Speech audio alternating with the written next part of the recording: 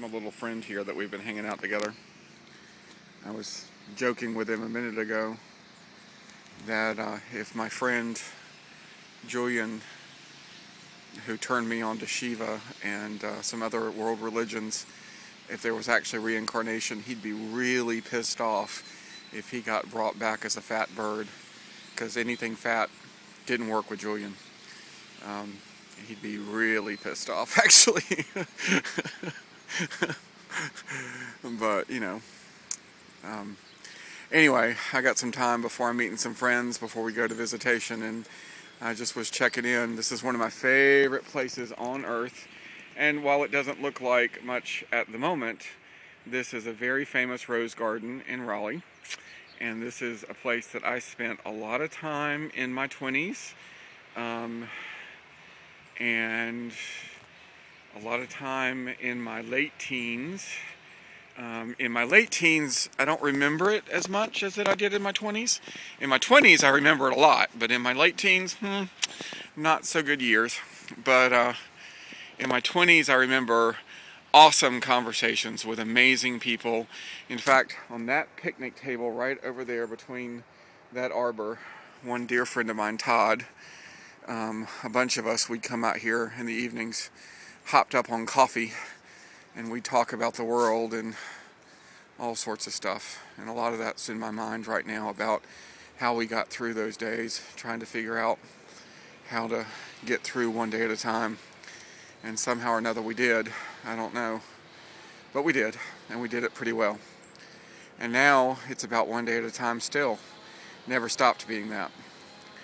And while one of us is no longer with us, we're still here and we're still going at it.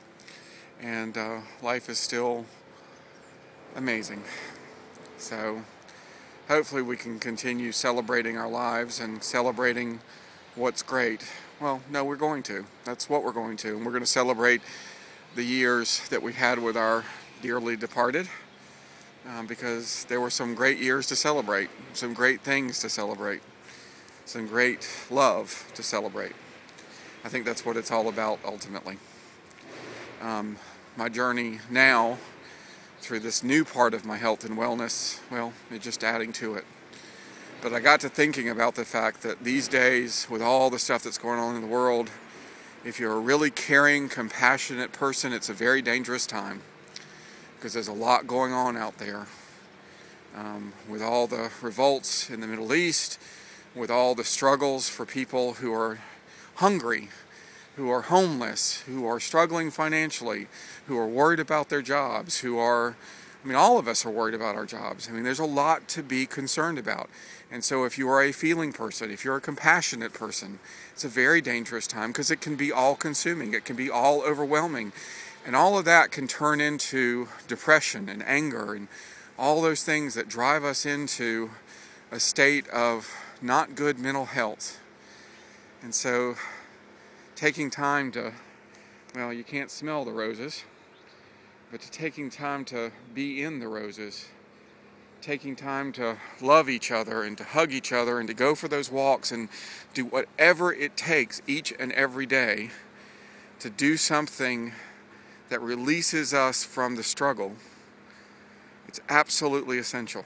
For me, I have a higher power and I have to use it, Him, more than ever. But we have to go with each other.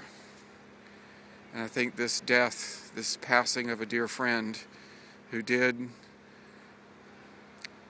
end did come from a suicide, really reminds me anyway, that even in the best of health and the best of times, it can become a lot. It can become overwhelming at times. So, anyway, love to y'all, and we'll see you again. Thanks.